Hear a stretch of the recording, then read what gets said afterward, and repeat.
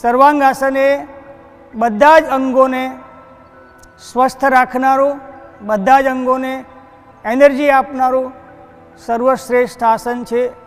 Mother of the yoga કહેવાય છે. 3 સ્ટેપમાં એ કરવાનું છે. એ તમને બતાવું છું તે પ્રમાણે તમારે કરવાનું છે. બંને પગ 2 ફૂટના અંતરે ઉઠાવવાનું. ઉત્તાન પાદ આસન છે આ. 10 સેકન્ડ રોકાવાનું. ત્યાર પછી એક શ્વાસ લેવાનું અને બંને પગ 90 ડિગ્રી ઉઠાવવાનું અને આ પોઝિશનમાં રોકાવાનું છે. જેમનાથી આ સર્વાંગાસન નહીં થાય એમણે પીલો લઈને સર્વાંગાસન કરવાનું છે, આપણે પહેલા વિડીયોમાં જોઈ ગયા એ પ્રમાણે. ત્યાર પછી આખું બોડી વેસ્ટ લિફ્ટિંગ કરવાનું. પગના પંજા, કમર અને shoulder straight in one line આવશે. પગ સ્ટ્રેટ, દાઢી ગળામાં પ્રેસ કરવાનું છે. પછી આ આસનમાં થોડો સમય રોકાવાનું છે. જેમને પણ સર્વાઇકલ પ્રોબ્લેમ હોય, સ્લીપ ડિસ્ક હોય તો સર્વાંગાસન કરવાનું નથી. હાર્ટને આરામ આપનારી એક જ ક્રિયા છે સર્વાંગાસન. શોલ્ડર સ્ટેન્ડ પણ કહેવાય છે. નોર્મલ શ્વાસમાં રોકાવાનું અને સર્વાંગાસન ના થાય તો તમે કમર પર પીલો રાખીને પણ આ આસન કરી શકો છો. ત્યાર પછી હલાસન કરવાનું છે. એક પગ નીચે, બીજો પગ નીચે અને અંગૂઠા પકડવાનું.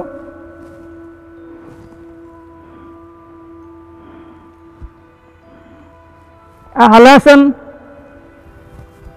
થી તમારી કરોડ લૂઝ બને. આ પણ હલાસન જ છે.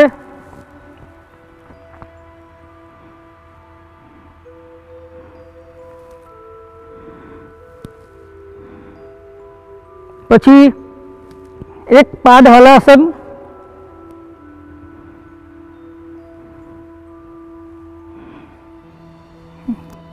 બે પગે વારંવાર વારાફરતી કરવાનું. જેટલું તમારાથી થાય એટલું કરવાનું છે. નહીં થાય તો છોડી દેવાનું.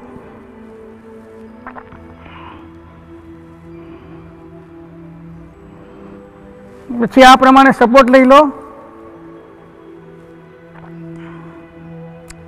પગ બોળા કરો.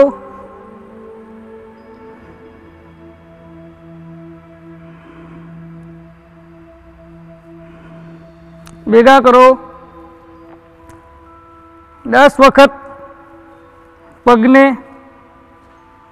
ઓપન ક્લોઝ આ પ્રમાણે ઇનર થાઈ મસલ્સ ખેંચવાનું છે.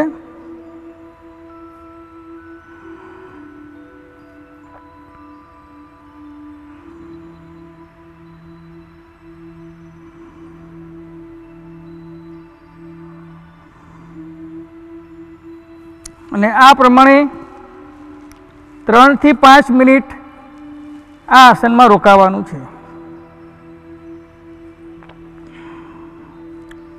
સર્વાંગાસન એ ENT કેર ક્રિયા પણ છે. આંખ, કાન, નાક, ગળાના પ્રોબ્લેમ લાઈફ ટાઈમ થતા નથી. મગજને એક્સ્ટ્રા બ્લડ સપ્લાય થાય. સ્ટ્રોક, પેરાલિસિસ, બ્રેઇન ટ્યુમર જેવા પ્રોબ્લેમ નથી થતા. ત્યાર પછી સર્વાંગાસન ધીમે ધીમે છોડી દેવાનું. કમર નીચે મૂકી દેવાની, પગ આકાશ તરફ રાખવાનું. અને સર્વાંગાસન થઈ ગયા પછી નાક છેડવાનું નહીં, દબાવવાનું નહીં, નાક સાફ કરવાનું નહીં. એવું કરવાથી બ્લીડિંગ થાય અને નસકોરી ફૂટી શકે. ગ્રેવિટેશનલ ફોર્સને કારણે બધું બ્લડ નાકમાં ભરાઈ જાય છે. પછી ધીમે ધીમે પગ રિલેક્સ